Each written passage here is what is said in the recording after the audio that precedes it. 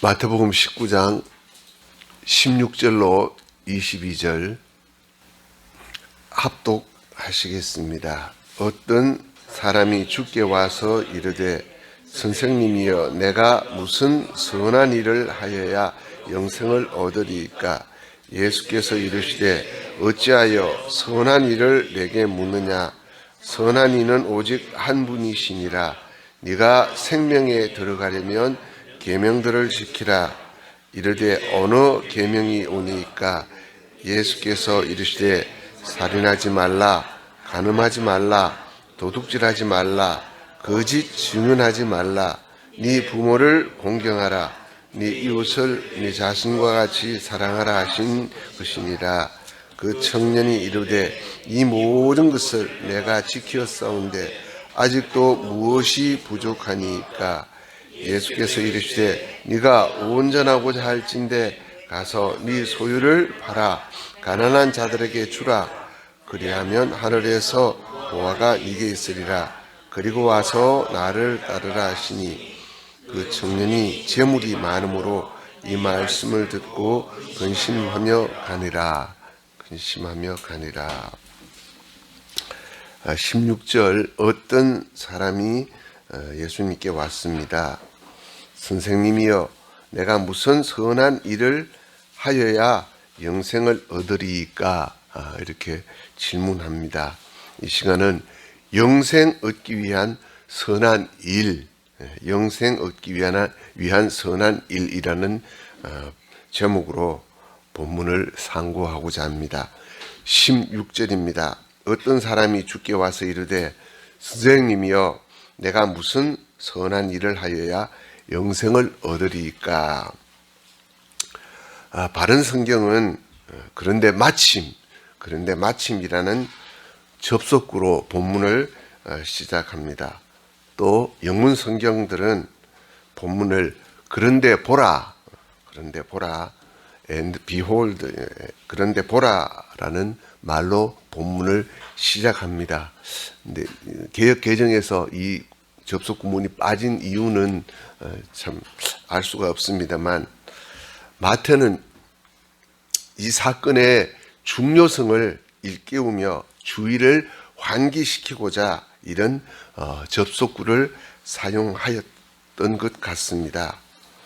마가복음과 누가복음에 따르면 이때 예수님을 찾아온 이 사람은 젊은 관리였으며 종교적으로나 사회적으로나 갖출 만큼 갖추었고 존경도 받을 수 있는 율법으로도 흠이 없는 인물이었음에도 온전하기를 힘쓰는 모습이 마태의 눈에 돋보였고 그러한 점 때문에 이 사건 기록 초두에 이런 접속구를 사용하였고 또 마가복음 10장 21절은 예수님께서 그를 보시고 사랑하사 이르시되라고 예수님의 마음을 기록하게 한 것으로 짐작됩니다. 그런데 이 청년은 예수님을 그저 랍비 중 특별한 랍비 정도로만 여겼던 것 같습니다. 그가 예수님을 부른 선생님이란 호칭은 율법 교사 랍비를 부르는 호칭이었습니다. 그가 예수님을 주가 아닌 선생으로 여기면서도 영생 문제에 대한 답변을 찾기 위해서 영생 문제에 상담을 하기 위해서 예수님 앞에 꿇어앉은 것을 보면 그가 영생 문제 답 찾기를 얼마나 힘썼는지를 보여줍니다. 아울러 그는 선행으로 구원을 얻는다는 확고부동한 신념을 가지고 있었으며 그럼에도 자신이 종래 힘써왔던 선행만으로는 충분하지 못하다고 마음속 깊이 느꼈던 것 같습니다. 그래서 그가 예수님 앞에 나왔던 것 같습니다. 17절입니다. 예수께서 이르시되 어찌하여 선한 일을 내게 묻느냐? 선한 이는 오직 한 분이시니라. 네가 생명에 들어가려면 계명들을 지켜라. 예수님은 마태복음에 따르면 어찌하여 선한 일을 내게 묻느냐라고 하셨고, 동일한 내용을 마가복음에서는 네가 어찌하여 나를 선하다고 하느냐라고 말씀하신 것으로 기록되어 있습니다. 예수님께서 선한 이는 오직 한 분, 하나님 뿐이시다라고 선언하신 것이 오늘 본문의 요지입니다. 선한 분은 하나님밖에 없다. 영생 즉 구원에 이르는 데 있어서 가장 큰 장애물은 바로 사람은 선하다는 관념입니다. 그 청년의 예수님의 소문을 들었을 것입니다. 예수님께서 가르치심 그리고 행하신 수많은 표적에 관한 소문을 듣고서도 예수님을 선한 선생으로 이해한 것은 인간도 영생에 이를 만큼 선할 수 있다는 관념, 그리고 자신도 선행을 통해 영생에 이르겠다는 생각 때문인데, 예수님께서 이 청년의 그 잘못된 관념을 지적하시고자 율법을 말씀하고 있으셨습니다. 율법의 기능은 사실 그 율법을 통해서 인간이 얼마나 악한 존재인 것을 깨닫게 하는 데 있습니다. 그리고 인간은 율법이 요구하는 의를 결코 이룰 수 없음을 깨닫게 하시고자 예수님께서는 율법을 거론하고 있으시고, 그리고 그 다음 자신이 율법을 도저히 따를 수 없음을 깨닫고 예수님을 따르도록 부르시고자 네가 생명에 들어가려면 계명들을 지키라고 답변하신 것입니다. 18절로 19절입니다. 이르되 어느 계명이 오니까 예수께서 이르시되 살인하지 말라, 간음하지 말라, 도둑질하지 말라, 거짓 증언하지 말라, 네 부모를 공경하라, 네 이웃을 네 자신과 같이 사랑하라 하신 것이니라. 이때 예수님께서 10계명 중 이웃 사랑에 해당하는 6가지 계명, 그 중에서도 5계명을 지적하셨습니다. 6계명 중 5계명을 말씀하고 계신 것입니다. 나머지 1계명, 내 이웃의 집을 탐내지 말라는 행동이 아닌 마음에 싹트는 죄에 관한 계명은 따로 지적하시고자 행동으로 나타나는 5계명을 지적하신 것입니다.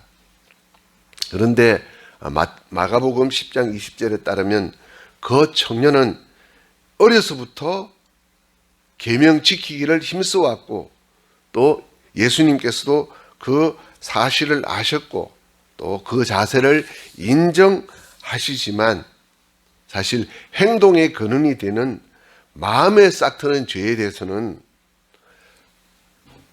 사람의 눈에 드러나지도 않고 또 타락한 인간의 본성으로서는 이겨내지 못한다는 사실을 깨닫게 하시고자 이렇게 분리해서 지적하고 계신 것입니다. 20절로 22절입니다. 그 청년이 이르되 이 모든 것을 내가 지켰사온데 아직도 무엇이 부족하니까 예수께서 이르시되 네가 온전하고자 할진대 가서 네 소유를 다 팔아, 네 소유를 팔아 가난한 자들에게 주라. 그리하면 하늘에서 보화가 네게 있으리라. 그리고 와서 나를 따르라 하시니 그 청년이 재물이 많음으로 이 말씀을 듣고 근심하며 가니라. 20절 이 모든 것을 내가 지켰사온데 아직도 무엇이 부족하니까 하라는 질문은 이 청년이 예수님께 나온 동기를 지적하고 계신 것입니다. 이 청년은 스스로 생각하기에 계명들을 힘써 지켰습니다. 사실 10번째 계명인 내 이웃의 집을 탐내지 말라 하신 말씀은 본질적으로 속여서 뺐거나 하는 것을 지적하신 말씀이 아니었습니다.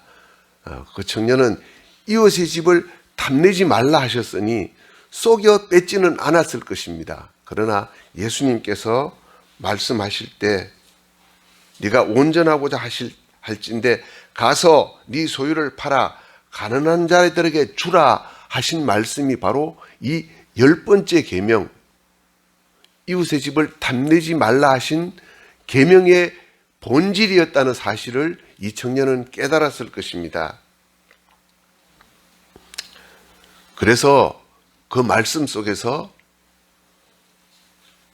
본인이 지금껏 계명을 지킨다고 했지만 계명의 본질에 이르지는 못했다는 사실을 본인도 깨달았을 것입니다. 인간적인 측면에서는 그 청년의 지금까지의 삶은 칭찬할 만합니다. 그는 세상 연락에 빠질 만한 조건들을 두루 갖추고 있었습니다. 그러니까 만족하면서 지금까지의 삶에 만족하면서 예수님께 나오지 않을 수 있었을 것입니다.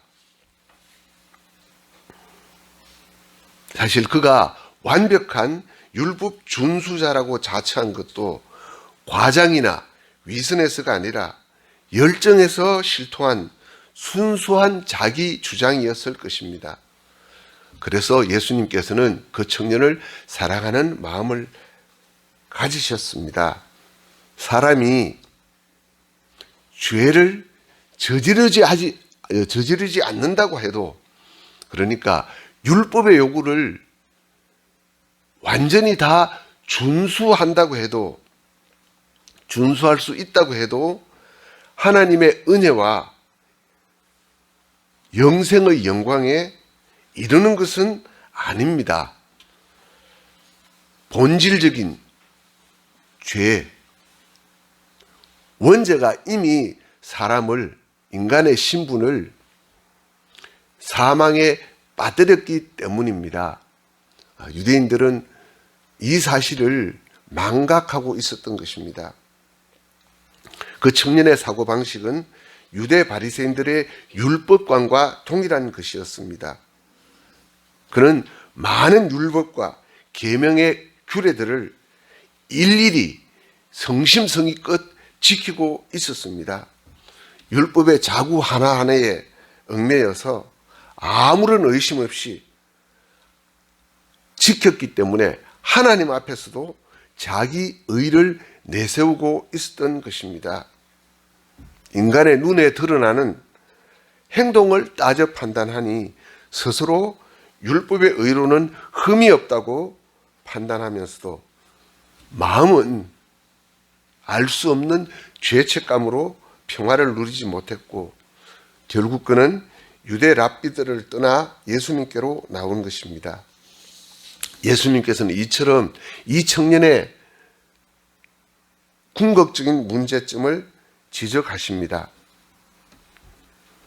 온전한 선은 인간의 의지로 도달할 수 없고 자신의 무능과 부족을 처절하게 통감하고 인정하고 항복하고 하나님께 자신을 완전히 맡길 때 이룰 수 있다는 사실을 지적하신 것입니다. 바로 그 청년이 하나님께 자신을 온전히 맡기지 못하도록 하는 것이 무엇인지, 바로 탐심이 그 청년으로 하여금 예수님 안에 영생이 있음을 발견하지 못하게 한다는 사실을 지적하십니다. 가서 네 소유를 팔아 가난한 자들에게 주라는 예수님의 말씀은 사실 구약의 어떤 구절에서도 규정하고 있지 않은 말씀입니다. 예수님께서 그 청년의 이 말씀을 하신 것은 사람이 재물과 하나님을 함께 섬길 수 없음을 가르치시고자 말씀하신 것이고, 그 청년이 지금까지 하나님을 섬긴 것이 아니라 재물을 섬기고 있었다는 사실을 밝히고 있는 말씀이신 것입니다. 사람은 누구나 본질적으로 탐욕스러운 존재이기 때문에 재물이 많을수록 하나님보다 재물을 더 의지하게 됩니다. 그래서 차차 하나님으로부터 멀어지기 마련이므로 그 청년이 그의 재물을 나누어 줌으로써 진정한 영생의 삶을 누릴 수 있는 것이었던 것입니다. 지금까지 이 청년은 율법의 모든 계명들을 문자적으로 다 준수하려고 했지만 율법에 대한 형식적인 억지 순종에 머무르고 있었다는 사실을 그 청년은 스스로 인정하고 말았습니다. 그는 그의 많은 재물 때문에 근심하며 예수님을 떠났습니다. 스스로 지금까지 행한 수백 가지의 율법 준수가 재물에 비한다면 전혀 무가치한 것이었다고 실토한 것이 되고 만 것입니다.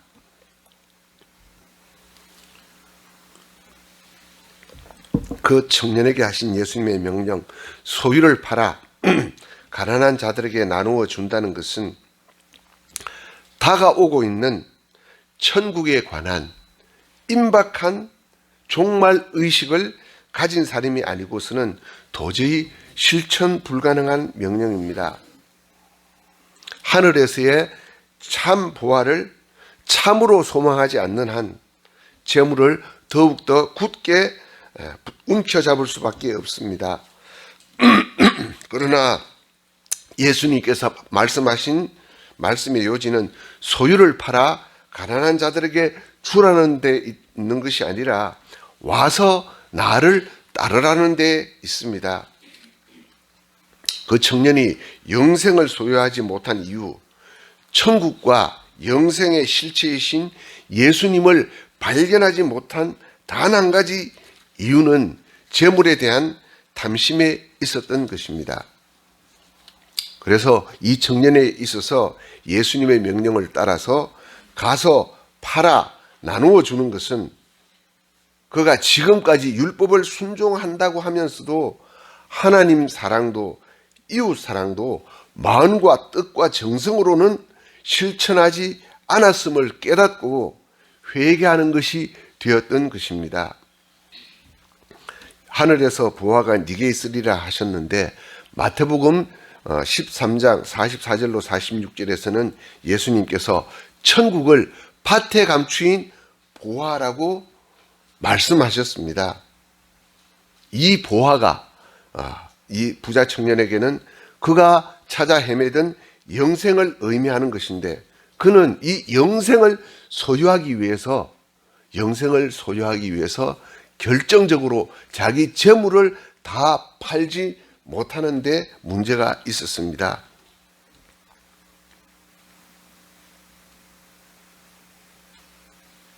어쩌면 그 청년은 예수님께서 청년에게 요구하시는 것이 부당하다고 생각했을 수 있습니다. 구약의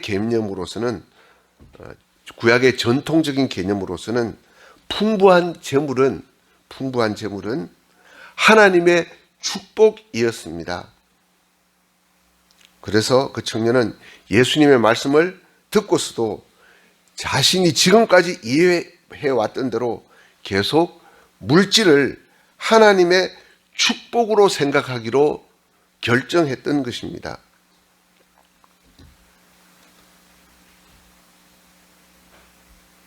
그 청년이 근심하며 돌아간 것을 보면 분명 예수님의 말씀이 옳다는 것을 알았을 것입니다.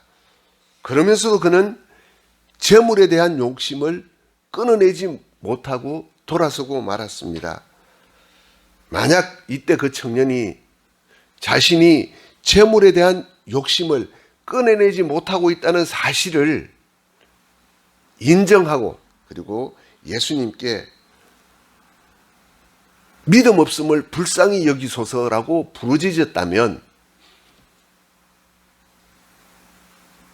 그 청년은 재물의 유혹을 끊어낼 수 있는 믿음을 얻을 수 있었을 것입니다. 그러나 그 청년은 결국 하나님의 은혜를 구하지 못하고 자신의 힘으로 그것을 해결하는 결정을 하고 말았던 것입니다. 아마 그 청년은 이로 인해서 평생을 양심의 가책을 받으며 슬픔과 고뇌에 잠겨 살아야 했을 것입니다. 이러한 그 청년의 모습은 당시 로마 교회 성도들의 모습이기도 했습니다. 당시 로마 교회 성도들은 부와 명예를 포기하지 않고서는 예수님을 따를 수 없었습니다. 그들은 예수님을 따르기 위해 직업을 잃어야 했고 유랑 생활을 해야 했으며 지하에 숨어서 카타콤 예배를 드려야만 하는 환경에 있었습니다. 그러므로 그들 중에 많은 사람들이 부와 명예를 포기하지 못해 슬픈 마음으로 주님을 떠난 경우가 많이 있었을 것입니다.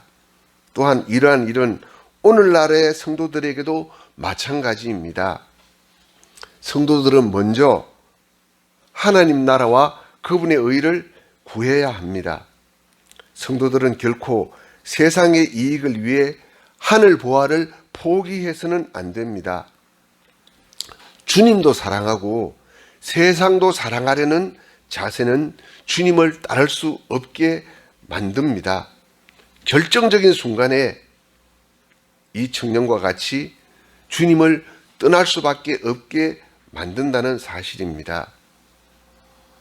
예수님께서 밭의 감추인 보화라고 표현하신 것은 가서 자신의 재물을 다 팔아 소유한다고 말씀하신 것은 이러한 뜻이 있는 것입니다.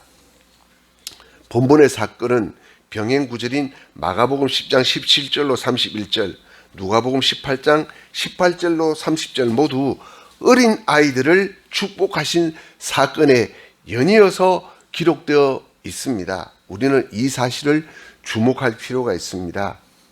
영생과 구원은 부자 청년처럼 율법의 행위를 통한 공로로 얻는 것이 아니라 인간의 노력으로 얻는 것이 아니라 어린이가 어머니의 품을 의지하듯 오로지 하나님을 의지하는 믿음으로만 얻는다는 사실을 강조하기 위해 그렇게 기록한 것이 분명합니다. 또한 하나님보다 세상에 있는 것을 더 사랑하거나 세상과 하나님을 같이 섬기는 사람은 신앙생활을 하고 있다고 하더라도 결국은 세상으로 기울어질 수밖에 없음을 보여주고자 이렇게 배열한 것으로 알 수 있습니다. 영생과 구원은 예수님 한 분만 온전히 따를 때 예수님을 위해 다른 모든 것은 기꺼이 포기할 수 있을 때 누릴 수 있다는 사실을 보여주는 사건입니다. 우리는 하나님을 따르는 것과 세상 모두를 가지려고 하는 본성을 가지고 있다는 사실을 명심해야 합니다. 나는 하나님을 섬기기 위해 세상을 포기하고 고난의 길을 가더라도 내가 사랑하는 자녀는 그래도 세상의 것도 조금 누릴 수 있기를 바라는 마음이 있다는 사실을 우리는 발견해야 합니다.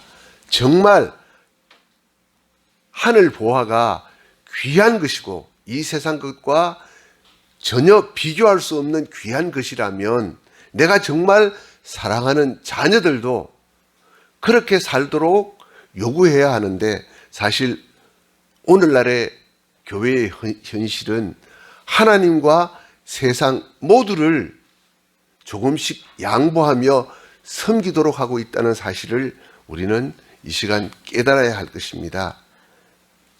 본문 말씀을 젖먹이 어린 아이를 축복하신 예수님의 사건 뒤에 바로 배열하였습니다.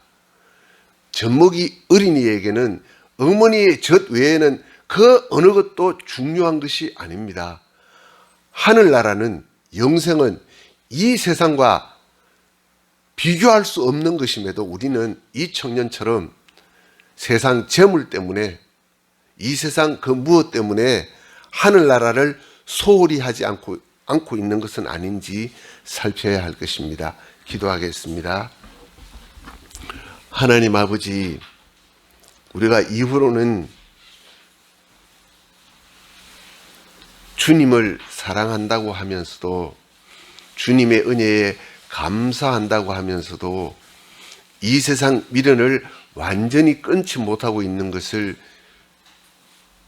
본문 말씀을 통해 깨닫게 하시니 감사합니다.